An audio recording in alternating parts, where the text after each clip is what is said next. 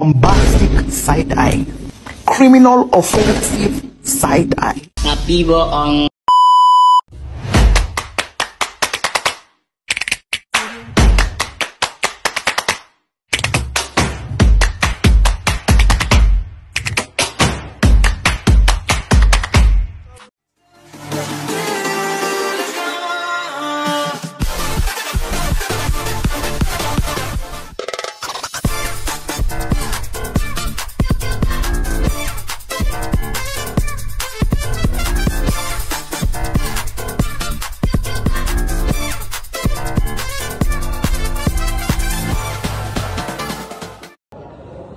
Assalamualaikum warahmatullahi wabarakatuh. Perkenalkan, kami dari kelompok 3. Kami akan memaparkan presentasi kelompok kami dengan materi eksistensi Pancasila dalam kebijakan pemerintah dan peraturan perundang-undangan.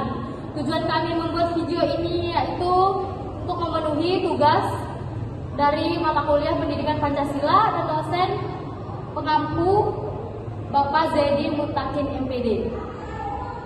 Baik, saya Widya Agusti sebagai moderator dan saya ditemani oleh 3 anggota saya. Ada pemateri pertama ada Sri Wulandari dan pemateri kedua Silpa Emilia dan pemateri ketiga kita Sufiani Kesari.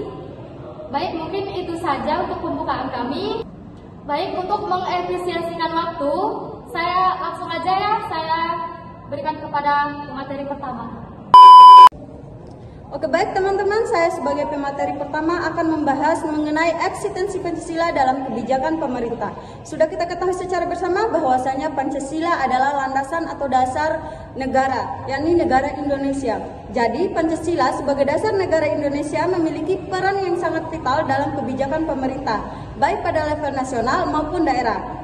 Pancasila tidak hanya untuk menjadi pedoman dalam penyusunan undang-undang, tetapi juga menjadi landasan bagi berbagai kebijakan sosial, ekonomi, politik, dan budaya di Indonesia. Ada beberapa masalah yang sering muncul terkait dengan eksistensi Pancasila dalam kebijakan pemerintah, antara lain. Yang pertama, penerapan nilai-nilai Pancasila yang konsisten. Terkadang, dalam implementasi kebijakan pemerintah cenderung lebih fokus pada kepentingan politik atau ekonomi jangka pendek, tanpa mempertimbangkan dengan sungguh-sungguh nilai-nilai Pancasila. Mungkin itu saja teman-teman, saya serahkan ke pemateri kedua. Saya sebagai pemateri kedua akan melanjutkan materi dari pemateri pertama. Polarisasi sosial. Meskipun Pancasila mengedepankan prinsip persatuan dan kesatuan, kenyataannya kita sering melihat adanya polarisasi dalam masyarakat yang disebabkan oleh kebijakan pemerintah yang kurang mengakomodasikan keragaman dan perbedaan. Ini dapat mengarah pada ketegangan sosial yang tentunya bertentangan dengan nilai Pancasila. Yang ketiga, kurangnya pendidikan Pancasila yang mendalam. Pendidikan Pancasila seringkali dianggap sekedar formalitas, padahal pendidikan yang mendalam tentang Pancasila sangat penting untuk menciptakan masyarakat yang sadar akan pentingnya nilai-nilai tersebut. Kebijakan pemerintah dalam memperkuat pendidikan Pancasila di sekolah dan masyarakat masih perlu ditingkatkan agar generasi muda bisa memahami dan mengamalkan Pancasila dengan baik. Baik, saya pemateri ketiga akan melanjutkan materi dari pemateri kedua, yaitu 4 birokrasi yang tertinggal. Di sisi lain, birokrasi pemerintah yang besar dan kompleks seringkali menjadi hambatan dalam implementasi kebijakan berbasis Pancasila. Reformasi birokrasi yang berlandasan pada prinsip Pancasila seperti keadilan, kesejahteraan, dan transparansi masih menjadi tantangan besar dalam meningkatkan kualitas yang pelayanan publik. Secara keseluruhan, Pancasila dan reformasi dalam setiap kebijakan pemerintah. Untuk itu, diperlukan upaya terus-menerus untuk memastikan bahwa nilai-nilai Pancasila diinternalisasi oleh semua elemen pemerintah dan diterjemahkan dalam tindakan nyata yang berdampak positif bagi kesejahteraan rakyat. Saya akan melanjutkan materi mengenai eksistensi Pancasila dalam perundang-undangan. Jadi eksistensi Pancasila dalam perundang-undangan Indonesia merupakan hal yang sangat penting, mengingat Pancasila adalah dasar negara yang menjadi pedoman bagi seluruh aspek kehidupan berbangsa dan bernegara, termaksud dalam pembuatan dan penerapan hukum. Berikut adalah beberapa pandangan mengenai eksistensi Pancasila dan perundang-undangan. Yang pertama, Pancasila sebagai sumber dari segala sumber hukum. Pancasila tercantum dalam pembukaan Undang-Undang Dasar 1945 sebagai dasar negara dan memiliki kedudukan sebagai sumber dari segala sumber hukum di Indonesia.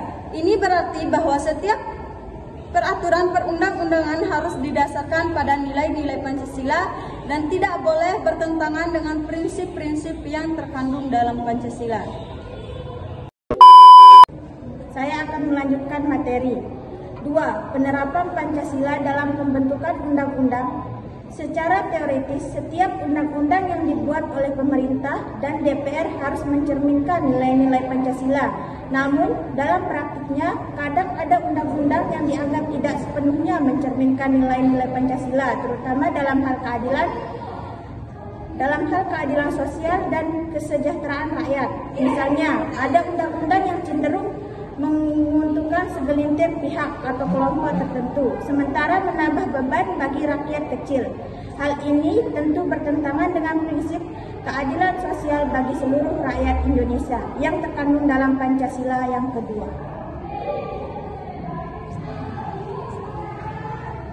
Mungkin itu saja yang dapat saya sampaikan dan akan dilanjutkan oleh pemateri selanjutnya. Baik, saya akan melanjutkan materi selanjutnya, yaitu 3. Keadilan sosial dalam implementasi perundang-undangan. Salah satu tantangan terbesar adalah bagaimana mengimplementasikan undang-undang dengan memperhatikan keadilan sosial. Salah satu sila utama dalam Pancasila. Meskipun undang-undang dapat dibuat untuk mendukung prinsip ini, tantangan nyata adalah dalam penerapannya di lapangan. Misalnya ada undang-undang yang dirancang untuk meningkatkan kesejahteraan rakyat, namun pada kenyataannya pelaksanaannya tidak merata atau cenderung menguntungkan pihak tertentu. Udah.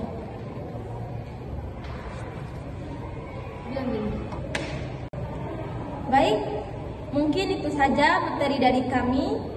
Langsung saja saya kembalikan kepada moderator. Baik, saya sebagai moderator akan membacakan kesimpulan dari materi kami. Pancasila sebagai dasar negara Indonesia memiliki kedudukan yang sangat penting dalam kebijakan pemerintah dan perundang-undangan.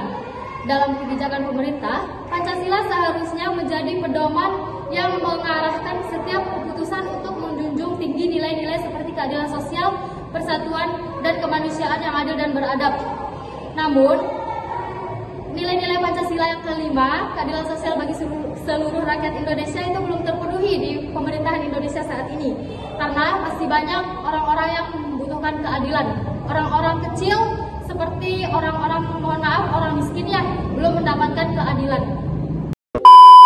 Baik, mungkin itu saja yang kelompok kami bisa sampaikan. Kurang lebihnya kami mohon maaf. Terima kasih atas waktunya. Mohon video kami ditelepon sampai